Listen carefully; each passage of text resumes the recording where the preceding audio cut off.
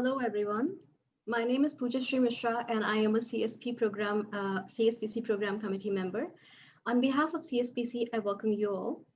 We are about to participate in a very exciting session, code 128, and entitled Roles and Responsibilities of Academic Science Societies in Informing Policy, Lessons and Observations from Around the World.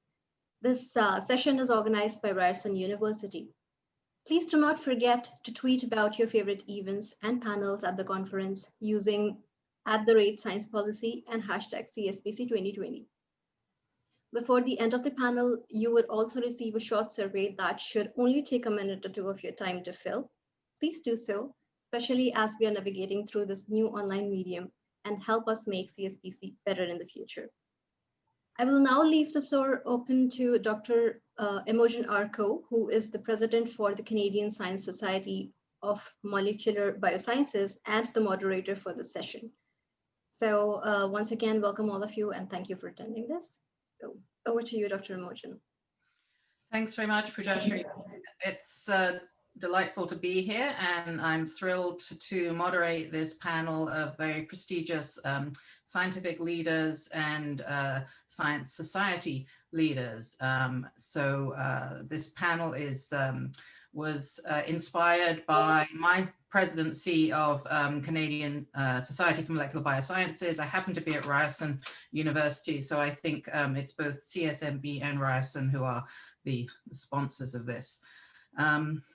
Okay, so I see that people are still entering the room, so we will take this slowly. I'm just going to share my screen now to do some introductions.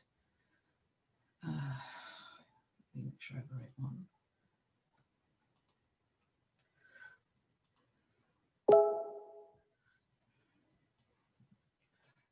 Okay. Hopefully, I hope that everyone can see my screen. Okay, yes. Great. Thank you. I'm always a little bit nervous about this technology. I do include the closed captioning because I do a lot of work in the area of equity, diversity, inclusion, and accessibility. So I hope that that this increases the accessibility for this particular panel. So we are looking at, we're going to talk about the roles and responsibilities of academic science societies in terms of informing policy. And I just always want to start my presentations with where I do my work, acknowledging that the land on which I do my work has been lived on and taken care of by other communities who had their own forms of governance, ways of understanding, ways of connecting, ways of informing based on their experiences. So Toronto, which is where I'm located, is in the Dish with One Spoon Wampum Agreement territory. This is a treaty between the Anishinaabe, the Mississaugas, and the Haudenosaunee. It holds the treaty peoples, the new and the others, in a spirit of respect for the land, its resources, sharing, and peace. And these are really good core principles that we could all take into account when we're thinking about how do we work together to create a better future, a better now and a better future. My name is Imogen Go. I'm the president of the Canadian Society for Molecular Biosciences, and we cover the areas of biochemistry, cell biology, molecular biology, genetics. In Canada, we have about 1,000 members. And you can see we do, as part of our mission, try to participate in science advocacy and science policy activities for the benefit of all of us. And I think we have not been doing as much of this as we could, which is why I think we want to be talking about how to do this better, how to do more of it, particularly in the current environment. I'm delighted to have Dr. Susan Amara, who is the president-elect for AAAS, joining us today. She has a long and very successful career as a scientist, actually a scientist in the same field that I work in, transporter biology. And you can see that also AAAS has a mandate or has a description to promote the responsible use of science in public policy. And Dr. Amara is going to speak a little bit after I after I've introduced everybody, about the nature of science, supporting science in particularly challenging political climates, and I think we can all empathize and sympathize with that.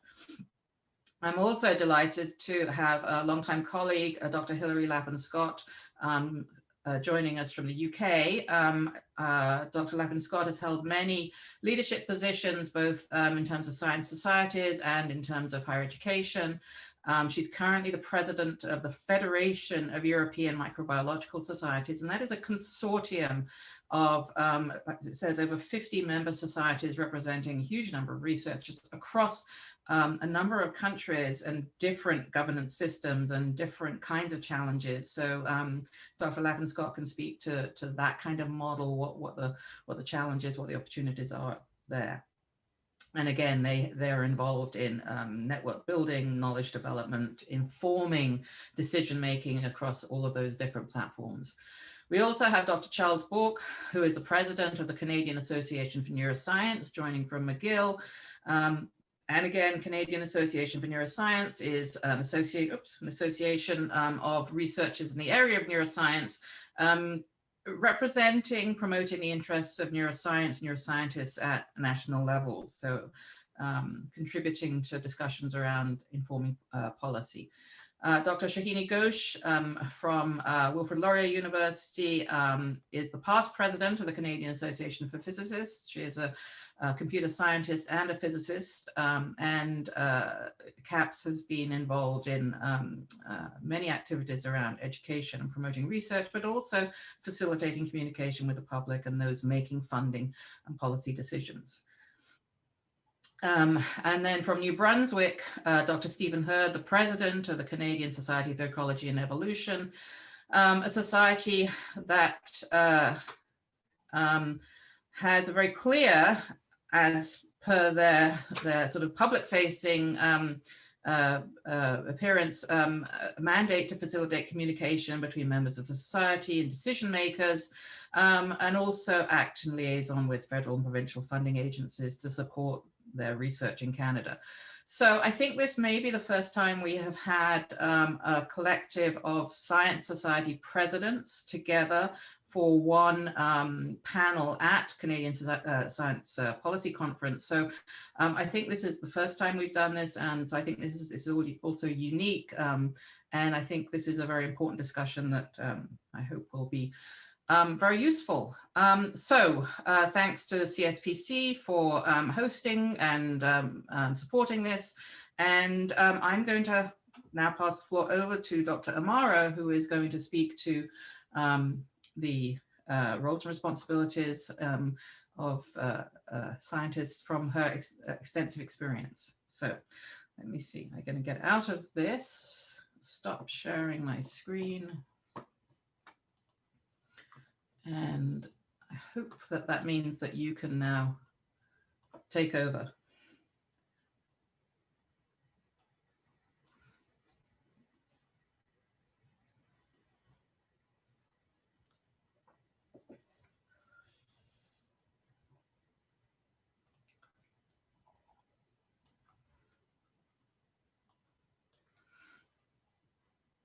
So we can see your screen. Just don't forget to unmute yourself.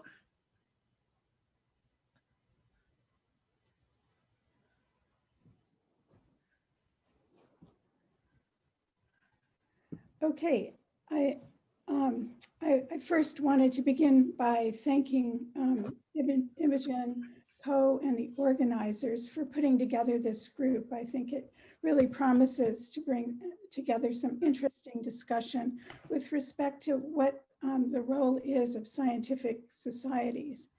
And as Imogen alluded to, my plan this morning was to talk a little bit about the value of scientific societies and advocacy and science policy in the best of times and in the worst of times. And this seems appropriate for someone from the US. I need to make a disclaimer because the views that I'm going to express in the presentation really reflect my own perspective and not those of my employer, the National Institute of Mental Health, And it really isn't going to reflect directly the actual organizations and that I've been privileged to serve as part of their volunteer leadership. These include the Society for Neuroscience, ASPET, the National Academy of Sciences, and most recently, AAAS. So I wanted to begin with just a reminder of what happens over time with respect to economics. And in this case, I'm just going to use here an illustration of what happens to the gross national domestic product over time. And this is really from before 1950 through to 2020. And what you can see here is that, periodically we have, crises that really not impact the broader economic landscape of our countries, but they also have an impact on science. And as an argument for why I think it's important to plan and really understand that these events are going to occur over time, I wanted to just illustrate a few examples. So, and then also illustrate the idea and show you one fact and reason why I really do think talking about crises are important. So these are just the times when I took on leadership positions. When I became treasurer-elect of SFN, it was just before the dot-com crisis and through most of it. When I became president-elect of SFN, the mortgage crisis intervened. And then most recently, becoming president-elect of AAAS, we've had the COVID-19 pandemic. And this should be reason enough for no organization to ever put me up for anything again. But what I'd like to share with you during the course of this brief talk is some of the things that I felt were important in how organizations respond to these kinds of crises that often affect the country more broadly, economically, and also impact science in general. And I'm going to also say that they impact science in many different ways. And some fields can thrive and some fields can be severely compromised. So what are the roles of scientific societies during a crisis? My view is that one of the most important things that they can do is to continue to support the energy and resilience of young investigators who are the future of our fields. And oftentimes during a crisis, it's that group that really feels the sense of crisis, the idea that funding may not be available, that their research may not be supported, that jobs might be there, is really crucial. Engaging members, I think another role of societies is to engage their members, and particularly in students and young investigators, in efforts to really advocate for changes in policy, increases in support, and things that really have the potential to further and advance science widely. I think it's important to reach out to stakeholders. I'll tell you more about that. Government, industry, science advocacy groups. And then also being able to clearly articulate what the negative impact of dramatic funding swings are on scientific progress. Sort of boom and bust cycles where labs expand and contract are just not a way to maintain sustainable science. So advocating for that is important. Societies also need to communicate the value of different kinds of approaches, investigator-initiated versus programmatic, exploratory versus hypothesis-driven. And there's really a need for sustaining science at all these levels and not simply focus on one or put all one's resources in one direction. And then identifying and articulating the potential impact of the discoveries that we have and can make in the future. supporting and engaging the membership at times when it's a real challenge for them to pursue their careers and doing things the way they normally do. And then also a critical function is identifying new avenues for research support. So there are many relationships that need to be cultivated by scientific organizations and professional organizations. Federal government in the US, in the United States, advocacy on both sides of the aisle is really crucial. And I'll mention more about that later on in the talk. Local, state, and state governments, agencies, such science agencies across the country. I'm just listing the ones that we often go to in the U.S. Industry, universities, advocacy groups, scientific societies, science policy groups. STEM education advocates are important for, again, sustaining a pipeline. And finally, a really crucial one, which I'll also mention again later, the public. And so all these groups together are really important to cultivate in any kinds of initiatives that societies make. And I will say here, and I'll say it again, you know, societies really come in a range of flavors, small, large.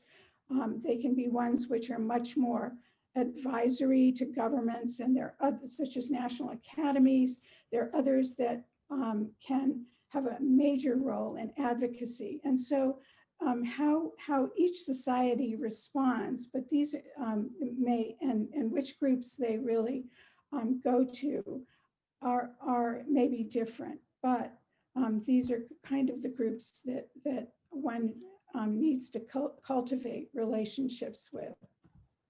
So another really critical thing is anticipating the future. And these are really coming down to strategic decisions that scientific societies can make. I feel it's important to develop a governance structure in any society that's flexible, that allows it to respond to changes and may, in some cases, even anticipate downturns. And really investing in that allows them to make nimble responses and make changes in science policy and advocate for new policies. Member-based advocacy is crucial, and having advocacy outreach and public education groups within a society engaged and in place really makes a huge difference when one encounters sort of a downturn or a challenge in the environment around us. Fostering a staff with sufficient expertise to support efforts, crafting a long-term financial plan designed to support the membership through downturn. And so this means that in years when annual meetings can't have to go online or become Zoom meetings, there has to be a plan for supporting that and for taking the hit on not having an annual meeting. The society should establish relationships in the good times with government, industry, academic, and all these different groups. And also learning from what others have done during downtimes. And hopefully there might be one or two things you'll learn here. The other thing that I think is an interesting one is having shovel-ready ideas for new initiatives. And these can be both science and policy driven. And these ideas become something that often form the basis for really important initiatives. And these can begin in times when challenges are being faced and when new programs can be thought of and developed. And so having some of these ideas, and I'll next show you a couple of examples, is really crucial. So as I mentioned, advocacy roles among society are very different. Some are large, some small, some serve different roles. But all of them have some capacity to really have an impact on their membership in terms of science policy and advocacy roles during times of challenge. So I'm going to give you two examples where one related to the establishment of a really strong relationship amongst different groups, and also an example where at least I did learn from what others have done. And then I'll also give you an example of the value of having shovel-ready ideas for new initiatives. So in terms of the example of something that I found really useful to model, and I thought it would be nice to bring up here, is a Canadian story. And that really involves the establishment of Brain Canada and the Canada Brain Research Fund. It was founded in, most of you probably know this, but it was founded in 1998 as the Neuroscience Canada Partnership and Foundation.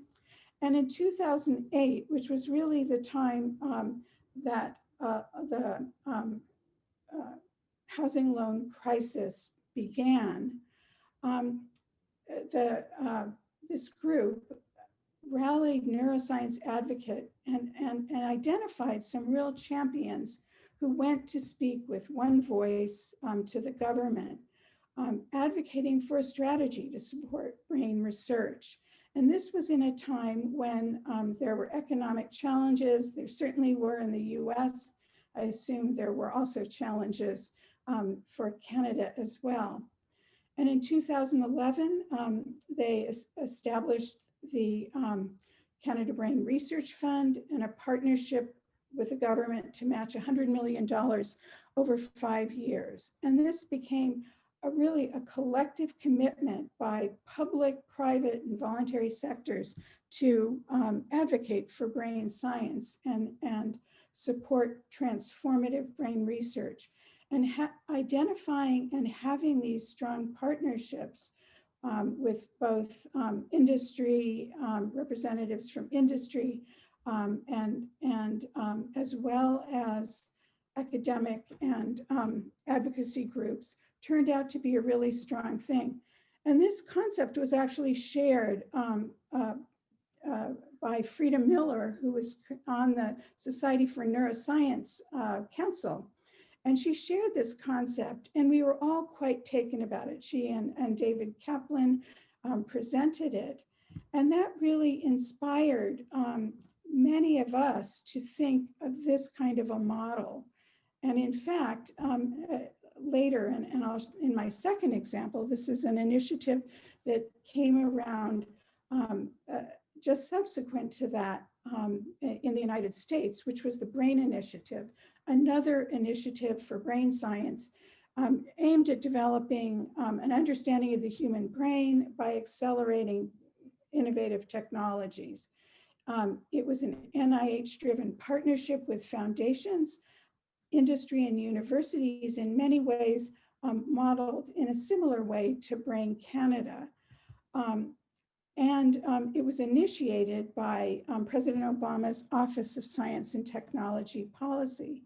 And what happened was that a link between the SFN leadership and President Obama's Office of Science and Technology Policy, an individual who we knew, they knew, really started a dialogue which ultimately resulted through a number of years later and many other groups in the development of the Brain Initiative. And part of this was because during the time of the economic downturn in 2008 through 2010, we spent a lot of time developing ideas and concepts that could be readily turned into approaches, projects aimed at understanding the human brain. And having those ready was a key element, as well as having other models, such as Brain Canada, which had achieved some really nice advances in a very challenging time in Canada. And so modeling after that was really crucial. So there's also a role, I'm not going to go into much detail on this because I don't want to go too much over. There's also a role for scientific societies in catalyzing international cooperation. I will say that this leads to advancing collaborative efforts, increasing interactions, and then dealing with regulatory barriers such as visa restrictions, which are constraints to science cooperation. Scientific organizations have an important role also in science diplomacy and brokering new and different types of partnerships. But there is an elephant in the room, and that is public trust in science. And this has really, in the US, been, I think, probably one of our most serious challenges. It's not just about the economy. In fact, in the experiences that I've had, we've really weathered many of those storms. And it's not to say that they didn't have a negative impact on science for periods. And currently, I think the COVID epidemic is an example of that. But really, what we've found is that the value of science, and this can also be related to federal leadership, the value of science has been discounted in recent years. And it surprised me that science literacy, evidence-based decision-making, using good science to drive public policy, aren't universally held values. And we see evidence of that in our response to the pandemic, our responses, current responses to climate change policy, vaccination compliance, a whole series of really crucial areas where science policy should be driving the ideas and really the importance of these areas for success as a nation. And in addition, the stewardship of national resources. So science deniers have been a problem. And for a long time, the US wasn't quite like this. I grew up at a time when there was a vision of an endless frontier in science, where it was science as an economic engine, essential for public welfare, and that really was something that was a core value of our country. And so this is something I think that is probably the major issue that faces us. How do we rebuild trust in science? So in my last slide, I'll just try to bring in some optimism. If you notice this graph, you'll see that there are ups and downs, and there are actually long periods of periods where GDP is good, things are going well, and there really are these occasional crises. And the good news is that science itself provides a path forward. Science has benefited during the downtimes from stimulus support. And actually in the biological sciences and biomedical research, this is a very bipartisan supported agenda, where this is not always true, I'll say, for some of the environmental sciences, which wax and wane depending upon the party in power at the time. But nevertheless, we can sustain really strong science, even in downtimes. So stimulus support. There also, when things are not going well, there's an increased interest in new initiatives, both from scientists and from the public. The public really wants to see solutions to problems. And so oftentimes there's a mobilization of R&D efforts to support and solve problems. Science in the US often receives bipartisan support, but as I mentioned, not always. And particularly not for all sciences. So that it does remain a challenge. But what I would like to just end with is the idea that scientific societies have much to contribute towards sustaining science and advancing science policy in the best of times and in the worst of times. But anticipating and planning for these times by our societies really is the way forward to ensuring that there's a strategic path for all times. And so with that, I'll end and stop sharing my screen. Great, thanks very much, Susan. And as you and somebody else take their roles as presidents in, I think you in February, somebody else, I think in January maybe, I'm hoping that there's a more optimistic, science-infused atmosphere that you'll be able to be doing your work in. A couple of things that I just wanted to note. You mentioned the importance of connecting with society, and I attended a CSPC panel yesterday, moderated by Jeff Kinder, who talked about the crumbling contract between science and society and how we need to sort of really work on repairing that social contract and focus on the support of the taxpayers who are funding much of our research. The other thing that you mentioned was the importance of speaking with one voice. The Brain Canada initiative is an example. So the idea of collective speaking with one voice brings me to Hilary. We're going to cross the Atlantic now. And the idea of, a massive consortium, which is what you're the president of, multiple societies across quite a number of countries. I don't know how many countries you cover.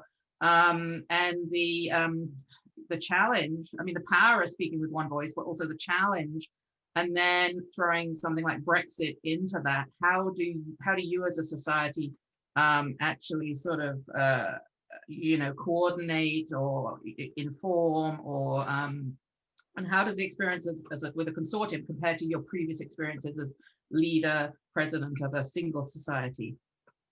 Yeah, well, look, thank you very much. And I'd like also, like Susan, to thank Imogen and the organisers. This, I think, really is a unique session.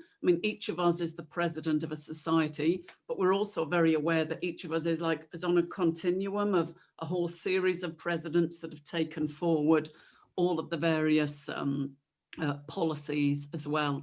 And as well, fully support Susan's role of societies in a crisis, and I'd be happy to speak a little more about that too, and about how we might be able to rebuild trust. But the Federation of European Microbiology Societies is quite a different beast. As you mentioned in the introduction, Imogen, we were talking here about over 50 different societies, microbiology and virology, and obviously much of these are in demand in their countries right now, whilst we're developing vaccines for helping to steer policies regarding vaccine development and the public understanding of science as well. So the challenges are that some of those 50 plus societies are massive, with very large numbers of members, and some of them have got, in fact, quite a few of them have well less than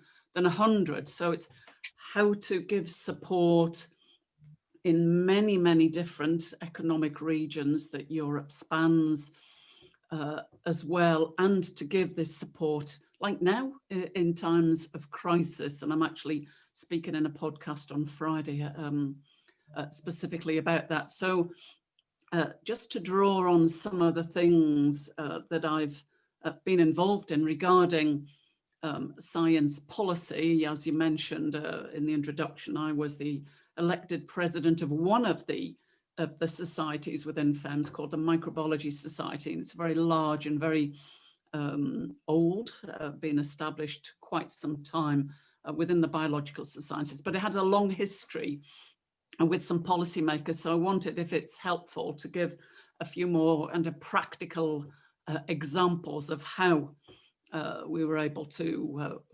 work with some of the policymakers. So actually established a policy section within the society about kind of 12 years or so ago, and then started off really with several events that were quite eye-catching, so that they could specifically inform policymakers of kind of what's the key issues. But bearing in mind in the UK, and it may be the same in the other regions of people here, that often policymakers don't have a STEM background.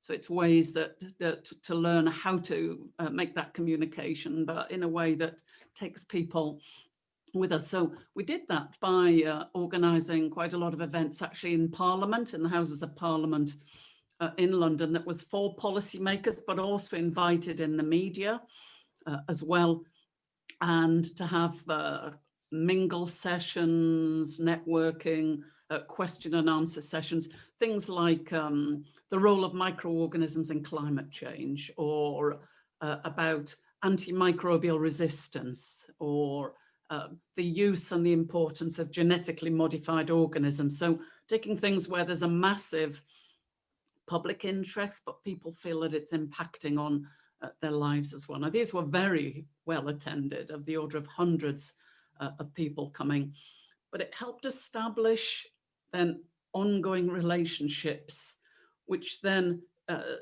societies can then follow up with regular briefings. So if another topic emerges, like COVID or like new coronaviruses, then there's an established mechanism to have contact with policymakers and the media as well, because it's important, as Susan was saying, about how we can keep that engagement with the public, and as much as possible in these difficult times to keep building and building upon that trust as well.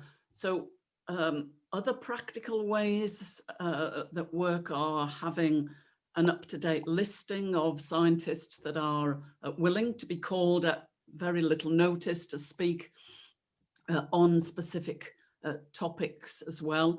But by going into government, another big plus was that researchers, scientists, could look around and be in the very, very heart of the policy making.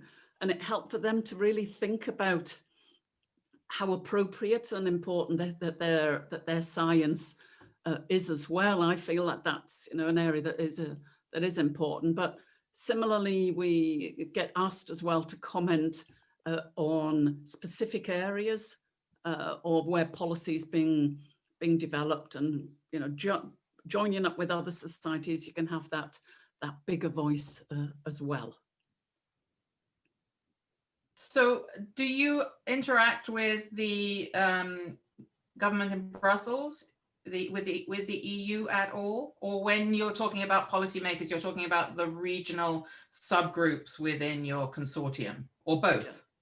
Well, it's effectively both. Some of the examples I was drawing on there were from the UK, where 5 or 6 of the societies that are within the Federation lie, and with one I was an elected president for 3 years. So speaking from some of those experiences, but looking to have that more of a concerted voice gives one greater volume as well. So we've actually commenced, I've been president now for about 8-9 months, and it's effectively a 4-year presidency. So we're looking now to establish a stronger relationship with the EU and with Brussels.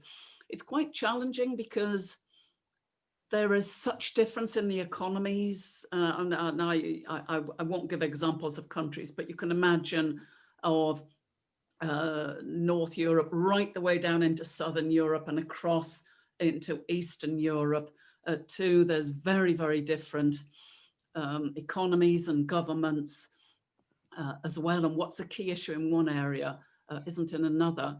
But what we've commenced doing now is pulling together what we consider are the people of influence within the EU, and we're doing that by joining some influential networks to have a bigger voice. And again, in all the people that are participating in the in this workshop, to be able to think about what's the areas with that bigger voice, it's called, aspects of science and business. And there's another one that's key, the voice of young science as well.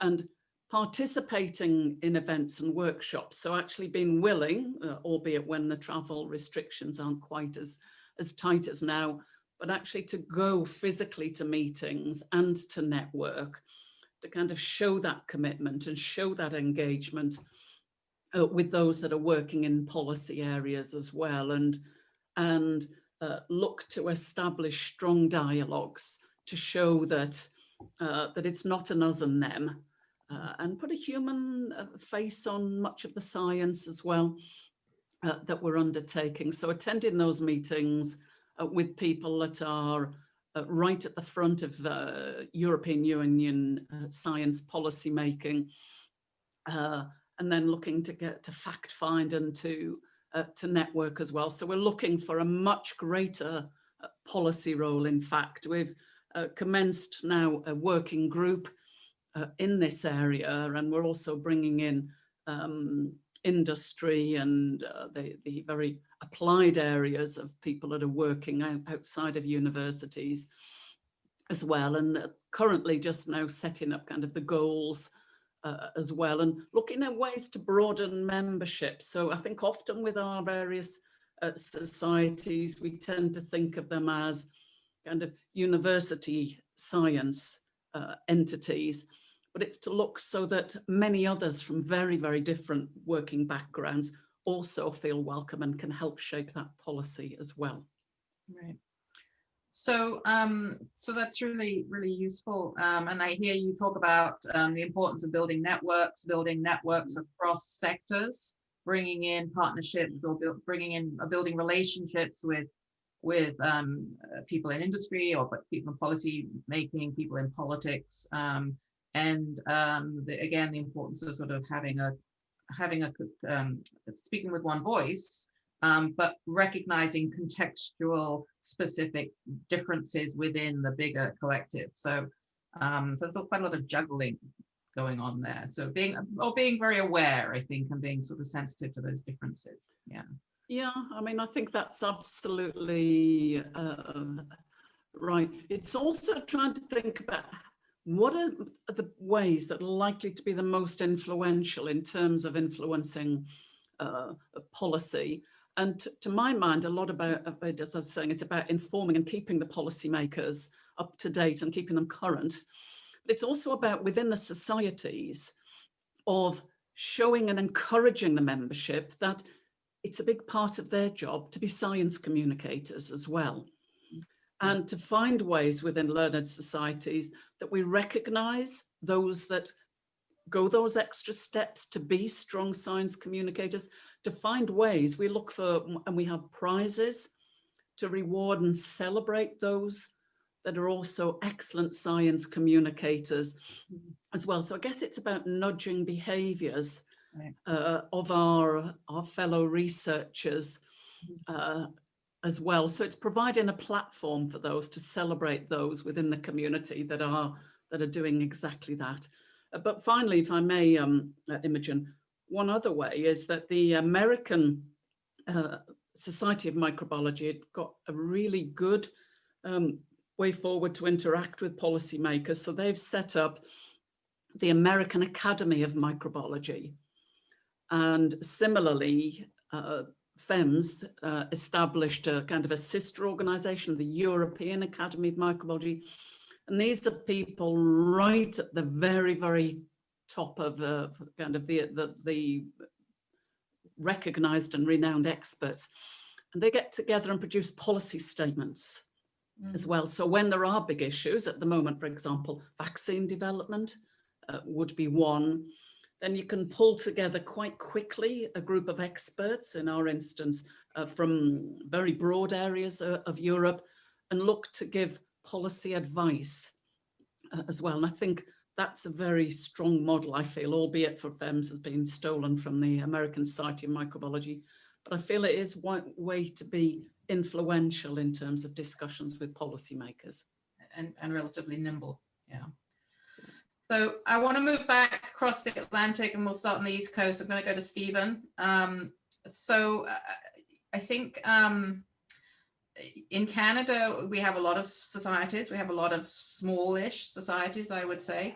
And I think that's a bit of a challenge in terms of speaking with a collective voice or speaking with a strong voice. But Canadian Society for Ecology and Evolution has something of a history, I would say, relative to some of the other societies in the life sciences, physical sciences maybe. It has a bit more of a history of supporting or promoting or maybe facilitating its membership in terms of advocacy, going back to the famous Harper years, muzzling the scientists, the death of evidence and all of that kind of thing back in roughly 2010, the rise of Evidence for Democracy as an organization, as a collective, and scientists actually, you know, marching on Parliament Hill, which was almost unheard of. And that was very much, I feel, led by the ecologists, the environmental scientists. So, so do you feel like the CSEE has had leadership and has a bit of history in sort of advocacy and influencing science policy, or is that a bit of a perception, a misunderstanding of what actually was happening, or how the society actually works? So it's a bit nuanced. So our society is actually quite young, and it's quite nice to hear that people are seeing us as having some influence. Society was only founded in 2006, and we're not huge. Our recent membership's around 800 people or so. And it's interesting when we're talking about speaking with one voice. Our membership isn't of a single mind about very much.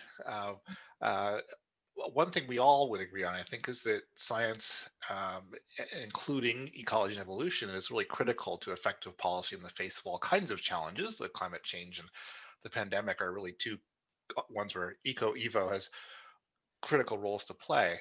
But what our membership honestly doesn't all agree on what the society's role should be in policymaking. So we do have members who believe that we should be staking out very frequent and quite specific policy positions. So for example, the society ought to be pressuring governments to protect specific parcels of land, or to abandon the Site C dam, or whatever sort of specific issue there is of the day. We have other members who believe that we should be very cautious about this, about speaking on policy issues. And I think those members would prefer that we be more responsive to requests for scientific information coming from policymakers.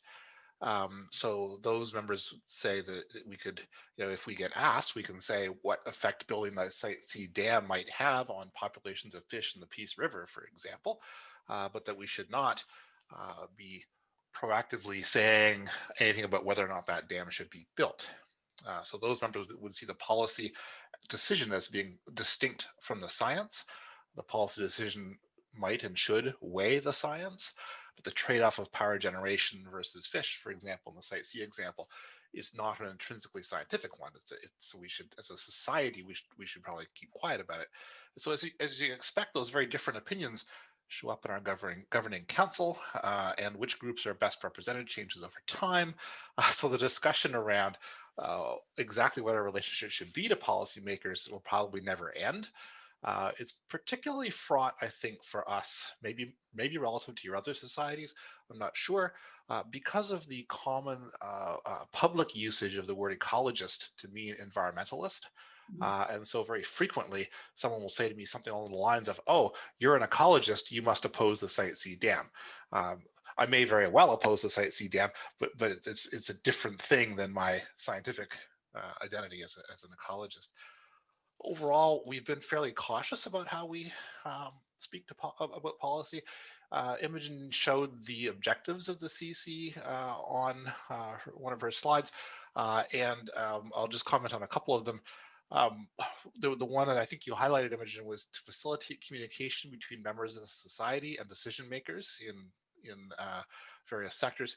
And what's critical about that is that according to our objectives, we are facilitating that communication with our members. The society isn't seen in those objectives as communicating itself. So if policymakers want to know something about impacts on fish of building a dam, let's say, they don't have to know who to call. And Hilary, you spoke to this. They know they can ask the society, and we'll find them the right expert. What's left a little less clear there is what extent the society might spark contact in the other direction. So without an ask from policymakers, do we line up members to go express positions to them? And that's actually unsettled, honestly. I'll get back to that with an example in a minute. We also, you pointed out that we act as a liaison with funding agencies to support and promote ecological and evolutionary research in Canada. That's a more restricted role where we talk with and make recommendations to especially NSERC, our major federal funding agency for our science, about funding policy, but that's, I think, different and narrower from sort of broader environmental policy. We also have many members who think it's important that we be strictly nonpartisan, and Susan, you brought this notion up because it seems obvious that we should be nonpartisan and that wouldn't influence our stance on policy, but of course, as they say, the facts sometimes have a strong liberal bias. And so at certain times when political parties have differed in their attitude towards facts, speech by a society can be seen as partisan simply because it might line up more often with the position of a more fact-oriented party than another. This was a major concern for us under the Harper administration. Imogen referred to, our membership would have been opposed to pretty much every environmental or ecological or evolutionary position of that government. Did that make us partisan, or did it just make the facts partisan? And that's sometimes a little bit tricky to navigate. There's not much sign this concern is going away because, as Susan showed us, this is not a phenomenon that's fading in the world, if anything, the opposite. So I think if I can, I'll just give a couple of examples of some of our past policy-tinged activities. So first and simplest really is that dialogue with NSERC, and we've spoken up frequently and are in frequent contact with NSERC because that's the funding agency that matters most to our members. About issues around science funding policy. So just for a few examples, pushing for increases in scholarship rates, pushes against elite funding programs like the Vanier Fellowships or the Canada 150 chairs, pushes for field stations to be eligible for research tools and instruments funding. So things like that. This is very important to our members, but it's sufficiently non-political that I think most people wouldn't even see that as policy advocacy in the sense that we're mostly talking about today. In terms of input on federal policy, you've already brought up, Imogen, the SARA thing back in about, well, under the Harper government, there were proposed major changes to our Species at Risk Act. CC as a society actually never made any formal statements on that, but there was lots of discussion within the society, and many members wanted the society as an organization to take a public stand. It goes back to that thing about facilitating policy input. So a lot happened behind the scenes. CC leadership acting to coordinate members who wanted to provide that input. There were members who met with the PMO, made appearances before standing committees. There was an open letter that was never in the end actually sent, but the existence of which was well known in Parliament. But all of it came from CC members. CC itself was more of a coordinating influence, and those CC members are joined by people outside the society. So the focus was on evidence. It was not opposition to the government per se. It was not even opposition to reconsidering the way we do SARA. It was explicitly pointing out that certain claims about SARA and the proposed changes were false as a matter of science and our members' expert opinion. The more recent example, very quickly, was the issue of the Mi'kmaq moderate livelihood lobster fishery in Nova Scotia. That's one of the few times we actually have issued a formal statement as a society in support of the Mi'kmaq people, pointing out in that case that respecting the rights of that fishery was not in conflict with conservation science, and that people were misusing science to support acts of intimidation and violence against those fishers. And we urged action in addition from DFO to develop science-based policy. So again, the emphasis here is about respecting the science, that things that the public are saying and are not consistent with science, and that we wanted the government to develop policy that was consistent with science. Societies have a limited fund of public attention and political capital, and you get too far in the weeds on too many issues, you deplete both. But that, to us, seemed like something that was we were very central to. Our members' expertise was very central to, and we thought we could make a useful pronouncement on. I think I better wrap up there just for time and let you ask questions or move us along. Yeah, so I think, you know, what you described is quite typical for a Canadian society, small. Certainly, there is a consortium in Canada called PAGSI, which CSE and I'm not sure if CAPS are members of, but they're very, very cautious around anything that's anything that they can sort of consider to be lobbying. So I think this is a real difference between the US and Canada. Is that science policy and engaging with policymakers and talking to policymakers, here there's a sort of discomfort. It could be lobbying, and whereas in the US it's much more sort of culturally, it's sort of normative. I think science is political. I think anybody doesn't, you know, acknowledge that or see that is I think we have to kind of wake up a little bit about that. And I would say that CSEE put out a, you know, most of the societies put out a statement around Black Lives Matter in the summer, and CSEE put out a very good one, I thought, but more importantly, acted on it. And so, so there clearly is a demographic within your society that is engaged in a way that wants to see, you know, action taken. So I was wondering whether there was a demographic difference there between the more, you know, the more cautious, passive, sort of wait for the policymakers to come to us, as opposed to the, you know, no, we should go out and build relationships. Is that a demographic? Is that older researchers, younger, or is it across the board? I think the correlation with age would not be zero, but it wouldn't be as strong as you might think. I think we have members of all demographics who are particularly outspoken and activist, and we have members of all demographics who are more cautious. But yeah, the correlation is not zero. We're very fortunate to have a very strong early career membership in the society, and those people are fantastic, and they do push the older, more grizzled among us sometimes to do things, which is great. Okay, I'm going to move to Shohini. So Charles, hang in there. So, both Shohini and I have been quite active with NSERC in terms of broadening measures of merit around things like engaging with policymakers, science communication, equity initiatives. So that what Hilary spoke to, the incentivization of our members to get more engaged and involved, and then be rewarded for those activities.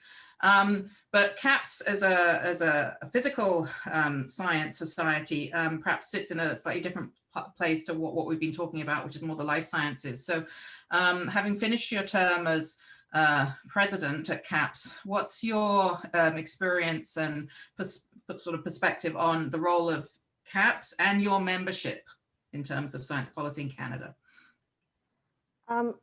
Yeah, so the Canadian Association of Physicists, CAP is, we aim to be the voice of physicists in Canada. But when I say the voice, I'm reminded of what we've been discussing about speaking with one voice. I think that can be actually a little dangerous to talk about one voice. So, we prefer to talk about collective voice, and I'll get back to that in a minute. Going back to what I want to do is just talk a little bit about what the CAP has been doing in terms of ongoing activities during, just perhaps non-crisis times around, policy making and advocacy. And then perhaps talk a little bit about how that, fits into what we can do and what we have been doing, during this particular year, which is certainly a crisis like we've never seen before for the society as well as for our membership, of course. So our mission statement actually states very clearly that our mission is to advocate, communicate, and celebrate the role, value, and contributions of Canadian physics. So advocacy is front and center, and it's one of the pillars. So in fact, the structure of the CAP governance has many pieces that are very much built to be able to promote advocacy. So for example, our board of directors has a position which is director for science policy. And under that portfolio are a number of different initiatives. One, for example, that's an ongoing thing, just like we heard before. For our membership, certainly funding and resources and support is a key issue. So being able to have a voice for our membership on behalf of our membership in things like funding and for example, the annual budget is really important. So we actually have a regular submission every year to the House of Commons Finance Committee on the research priorities in physics before the budget is announced. So that's one of the things we do. And it's two-way, meaning that not only do we provide input to the budget, we also, once the budget is announced, we of course bring it back to our membership and have an analysis of it so that our membership is well informed about what the changes are and so on and so forth. So I think it's a really important piece to be able to have that kind of ongoing engagement in both directions, because I don't think that we can really represent our community unless they know what is the current policy priorities, as well as those who are making those priorities, if they get feedback based on what's happening in the membership, that's I think then a really good place to be. So for many years we've been working on making sure that we have that kind of a communication process, and also encouraging our members to be very engaged in this kind of work. So for example, as you know, we went through the Fundamental Science Review in Canada a few years ago. And one of the members of that review panel was Art MacDonald, who is also a very well-known physicist in Canada and around the world, having won, that small award, the Nobel Prize. So I think that also is an important step to be able to have the leading voices play a role at the policy level. And Art has been a wonderful, wonderful advocate for us going forward. However, that doesn't mean to say that it's only that level of scientist who has a voice. We also have very recently set up a student council that represents all of our student members, and they're certainly playing much more of an active role. So we're trying to balance making sure that we have what, as I said, we're talking about a collective voice. It's really important to make sure that we don't just have the majority voice or the high profile voice or the loudest voice. So it's a hard problem, but we're certainly trying to work on that much more deliberately and explicitly. So as Imogen, you mentioned, we've been very much thinking about questions of representation and equity and diversity, which is a very important piece of all of this conversation, because if ever there was a way for us to really amplify science, is to make sure that all of the best scientists are actually, in the game and have the opportunity to be heard. So other than our science policy committee, we have a standing board level committee for equity, diversity, and inclusion, and that we liaison with the science policy committee, of course, and we've been developing many ongoing activities, building conversations, priorities. This year, for example, we're rolling out a survey of all of our membership to be able to collect demographic data as well as data on experiences of our members. And that's actually a huge missing piece in Canada. We really, really don't have good data, and our colleagues in the US are much better at that, but we do need to have our own data. So that's something we've been working on. And the other committee that I think is really relevant to this conversation is we have this long-standing CAP NSERC liaison committee. So that's an official committee that includes members from NSERC as well as our own membership. And we've been, we have this ongoing dialogue, as Stephen also described, to make sure that NSERC understands what the needs of the physics community are and what we can give feedback on. For example, one thing we did for a long time is request more data on funding rates, for example, for based on gender, and to separate out that kind of data. And it's not something that NSERC was doing in the past, but now, in fact, it's become a regular thing where they provide a report on gender breakdown of just not just funding success rates, but also amounts. And so that's been very useful, and that came directly out of those kinds of conversations. So those are some of the things we've been doing on for many years now, and I think that has laid a platform for us to be able to think about where we stand as a society and as a community when something like 2020 happens. And what we've learned, I think, this year is that it's a very bad, well, I've learned personally, it's a very bad year to be president of any society. It's not something that I recommend. However, I've also learned that there are opportunities in crisis. And one thing for sure that crisis does is bring people together, not just drive them apart. So our society certainly has found new ways forward in the midst of course, all of the financial insecurities that we've all faced. But what's been good is that we've been innovative in trying to maintain all these activities that we are doing. We've continued our close relationship with NSERC. Usually we always have somebody from NSERC who comes and speaks at our annual Congress. We didn't even have the Congress this year, but we did have an online session.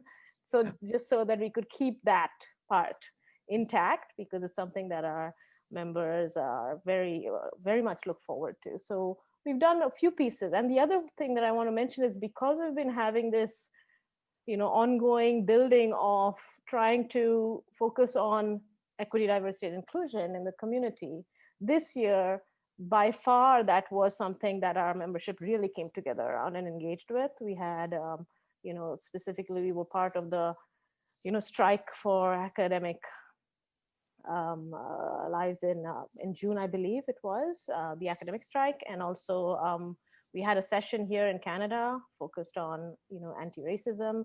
And this was probably the best attended session we've had in years.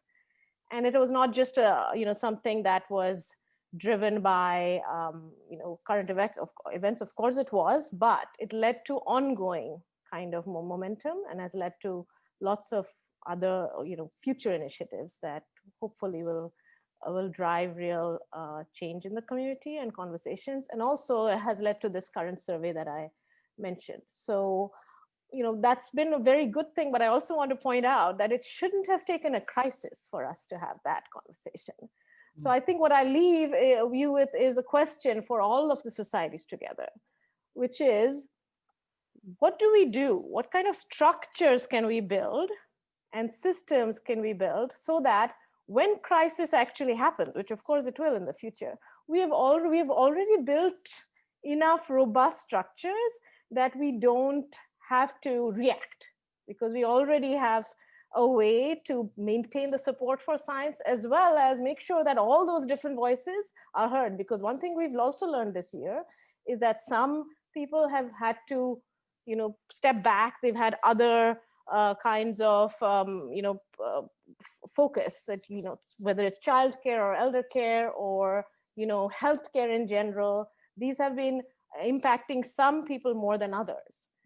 And that has been because we haven't perhaps thought very deeply about how do we really build something that's robust to crisis. So I guess that's the big question, and hopefully we'll have some time to chat about that. Yes, I took over as president in June, so I concur with this is not the time to be a president. Maybe this is the time to be a president, but or as Susan points out, there's never, it's like having children, there's never the perfect time. You just get on and do it. So Charles, I just want to make sure we also have time for some questions. So, I feel like Canadian Association of Neuroscience and CSMB are sort of sibling organizations. We're quite similar, but obviously there's significant differences as well. So your experience and the society's views on roles and responsibilities. Well, thank you very much, Imogen. I agree with both of you with regards to this year not being the greatest year to become president of a society, but there are opportunities, and I think it has. There are many positive aspects to what this year has forced us to, how this year has forced us to adjust things.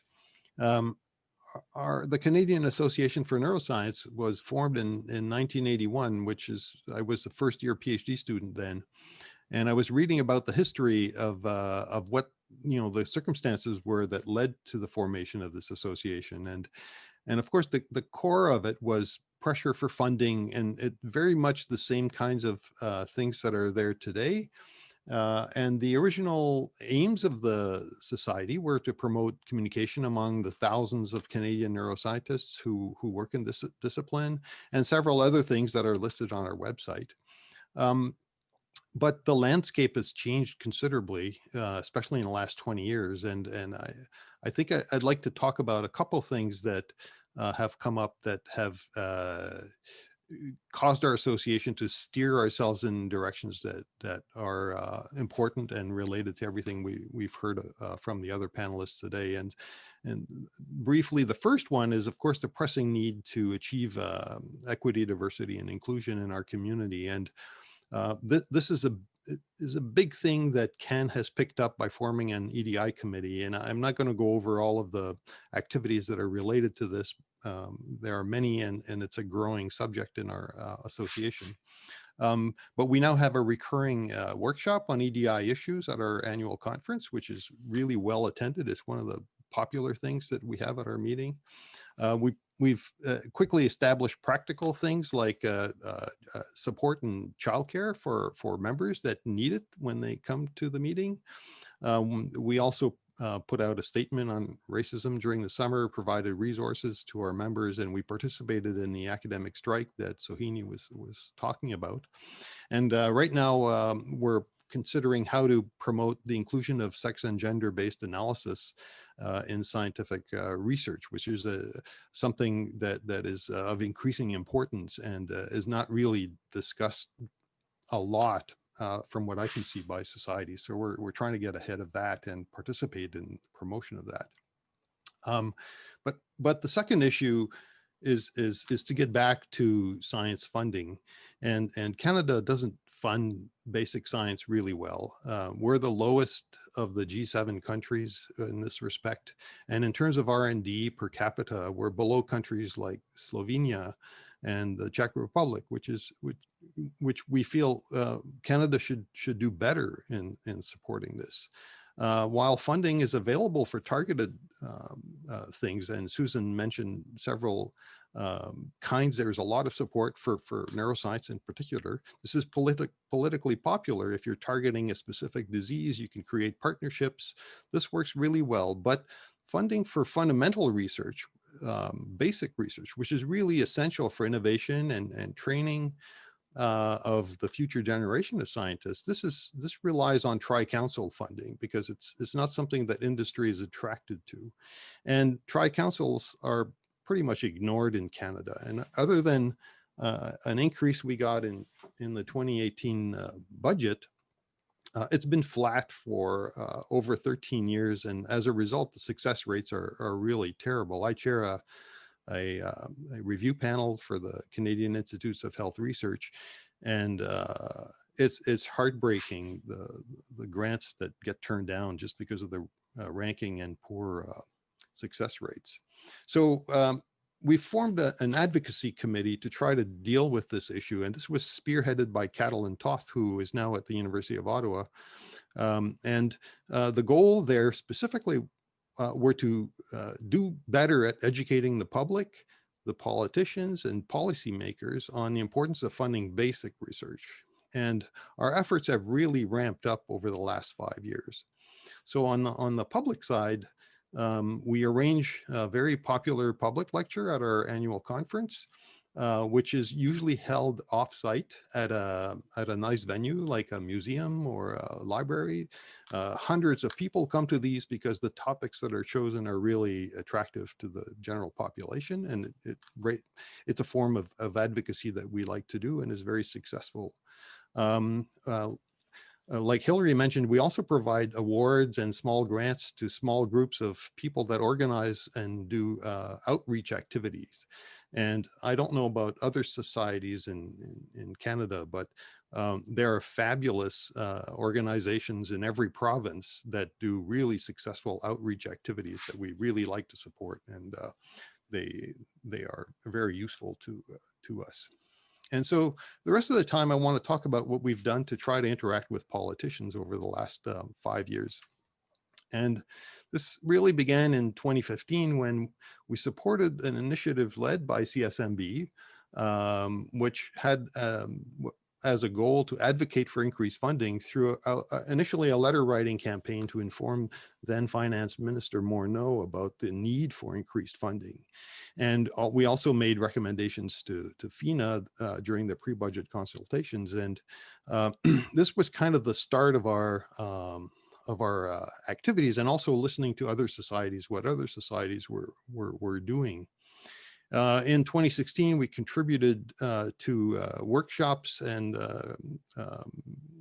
audiences with the panel that was set up to do the review of the fundamental support for fundamental research in Canada. And our first significant event was in 2017, where Research Canada helped us organize a Neuroscience in Canada event on Parliament Hill. And there we met with MPs and members of the Health Research Caucus to showcase important examples of fundamental research and translational work. So we presented both sides, and this was really popular. It created a lot of discussion. We were really happy with the interaction we had. But we discovered as part of this meeting that they had done an internal poll and of the members of Parliament, and found, this is the people interested in health research, found that only 27% of MPs knew what CIHR was or what CIHR is for. And so this to us was shocking. It showed us, I think, that we need to educate politicians about this going forward.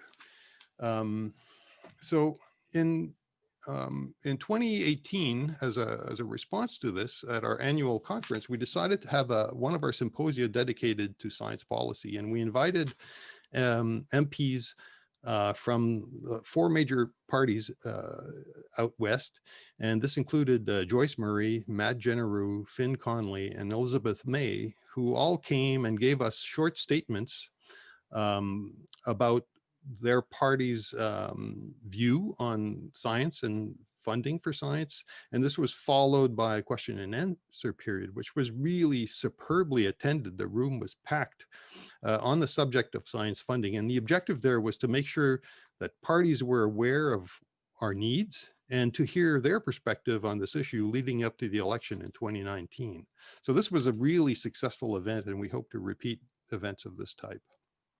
In 2019, so we've had a long-standing relationship with the Society for Neuroscience in the US, who have provided us many resources and in terms of expertise and funds also to increase our advocacy efforts over the years. And one of the first big events was in 2019 at our 2019 conference, when we organized an advocacy workshop that was led by Michael Heinz from the Society for Neuroscience. And this was really well attended, packed with people who are interested in advocacy, outreach, science communication, lots of young people who are studying neuroscience but are interested in science policy. This activity, the level of activity we reached at that time, led to a memorandum of understanding that was signed between CAN and SFN, which provides Canada, the Canadian Association for Neuroscience, with a significant budget to expand our advocacy efforts. So this is initially a 3-year agreement. We've just inside our first year, which of course is during the pandemic. But we have initially used some of this funding to attend the SFN Hill Day in Washington, where we were, those of us who went were part of groups that met with senators and members of Congress to discuss the importance of funding science and advocate for increased budgets to NIH and other agencies. And one of the biggest things we learned at this was how, first of all, how to interact with politicians, but also that there's bipartisan support, and every office we visited was fully aware of the importance of the funding agencies and supportive of funding research, which is a huge contrast to the situation we feel exists in Canada. And so it it really motivated us to set up the same kind of interaction within Canada and to advocate for basic funding for basic research, not for neuroscience, but for all of the Tri-Council agencies. And so we again made recommendations to the Standing Committee on Finance during the pre-budget consultations, but this time, although it was a little bit tight, it was close to the deadline, we reached out to several other societies to see if we could align our asks so that all societies would be submitting the same message. And I think this is something going forward that it would be in our interest to coordinate. And so we planned an event, the Hill Day, which was scheduled to take place March 31st, but that was 2 weeks after the lockdown, and so it didn't happen. And we were kind of demoralized at that point. And is this a good time to be asking for funding? And very quickly we realized that yes, it is, because you see all of the international competition for resources and knowledge and how important it is to have a strong national base of expertise, and you need the creativity, and this comes from funding basic research. So it seemed to be an easy case to make. So we reorganized our activity to be a Hill Week, which just took place last week. In fact, the last meeting is in about an hour. And this involved about 40 individuals that were carefully selected from our membership to balance gender, geography, and seniority. And we met with the offices of 30 MPs during this time, and to discuss the importance of fundamental research and the importance of Tri-Councils and explain our asks. So there was a follow-up on the asks this way. And we also followed up on our asks through social media. And then we had some ads in print media, including in Maclean's and Chatelaine magazines. So I think that in conclusion for us, one of the big things that we need to do as a society is to join other societies and to educate the public, to make sure the public understands why basic research is important. But we need all Canadian MPs and their staff to know about Tri-Councils and how consider robust and continuous monitoring of the funding situation for Tri-Councils is something that's important. You can't just say, okay, we'll give them a boost and then ignore them for 10 years. There needs to be an annual follow-up on the needs, and maybe by joining forces with other societies, this is something we can achieve.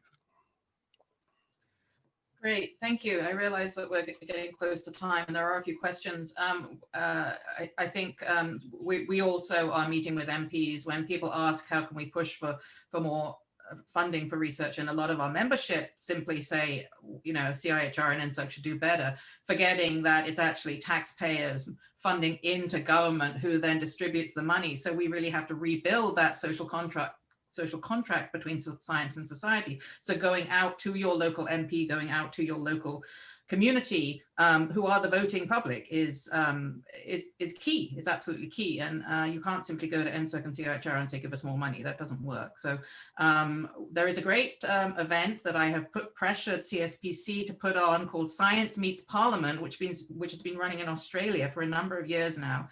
They did it a few years ago, but it's sort of the NIH day on the Hill, kind of bring the scientists and the policymakers together in a formal, structured way, and actually put them together for 2 or 3 days and actually have them just mix and mingle and talk and whatever. And we need to really be doing more of that in a bipartisan way. So I fully agree.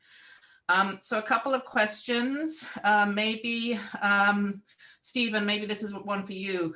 Is it important for there to be a collective science voice on climate change science, inclusive of the many disciplines under this topic? So should there be a collective national voice for climate change science?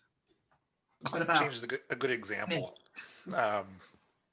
because there are many other things, and COVID is another one where many societies have expertise that bears on challenges like that.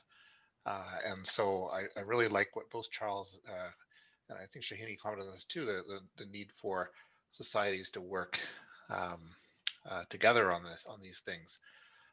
So I would like to see us do more across societies. Sometimes we accidentally do. Shohini, you were talking about pushing NSERC on data related to gender. Well, it turns out CC have been pushing in the same direction, which is great, but we didn't know you were doing it. So maybe I'm not answering the climate change question well, except to say that I think it's not just climate change where action coordinated among societies will be really important. And I wish we had better institutions in place to get that done. So I'll leave it at that, I guess. My Canadian colleagues and also my international colleagues, do you think there's a Canadianness around a discomfort about talking about uncomfortable things like asking for money or talking to politicians, or is there there's a sort of a niceness? Or we're just not experienced, we need more training? There's an appetite amongst young people for more training. Well, I'll just jump in here for a second. Like I said, I was a first year PhD student when our association was formed. And at the time, the focus was really about, hey, scientists, let's communicate, let's exchange this scientists talk. And the idea of promoting your science to the public was kind of alien. And funding, we didn't worry about that. You competed for funding, success rates were okay. It's completely changed now. And I'm completely agree with it. It's hugely important to do science communication and also meet with politicians. And now that we see what the problem is, it seems quite simple. And what these couple of weeks of meetings with MPs have revealed to me anyway, is that politicians are shocked to hear what we have to tell them. They agree. Even the Bloc Québécois, I met with several of those people, and they're all very, they agree that innovation comes from science funding, and they can't believe things like the funding rate, success rates that we're talking about. So I think we have to learn that they're willing to listen. We have to jump in there and talk to them. Right. And we can probably learn a lot from our international international colleagues about how to do that, because certainly in the US, they've been doing it for way, way longer than we have in terms of scientists talking to policymakers, or communicating. It's not talking at, it's talking with. So I didn't know about your initiative with neuroscience, so that's great. So, for more advocacy training. So let's see what else we've got here. Savita, a lot of medical research happens in hospitals. Hospital-based research institutes can engage in patient advocacy boards to raise awareness for the need for sustained funding of the research enterprise out of philanthropy. Is that a question, Savita? So I think there was an earlier question about why can't societies be more activist? And I think there is this discomfort between activism, lobbying, advocacy. What does that all mean, and where should the science societies sit? And I think we're still figuring that out. Thoughts? I'll argue too that some societies really have an advisory role to government. So the National Academies write massive reports. They're really useful. They allow us to set policy broadly, but they have to still interact with government in a very, very meaningful way. And so they tend to be much more conservative about being active. So it's not a one size fits all. It's really different organizations are going to have different capacities for activism. Right.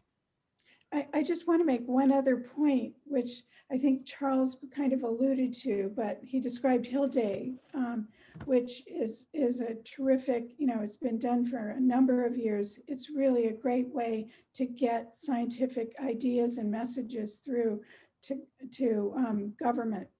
But one of the really important things, and I say this to the audience, that it's important that young people do it, because a congressman will look at me and say, oh, you just want more money for your lab.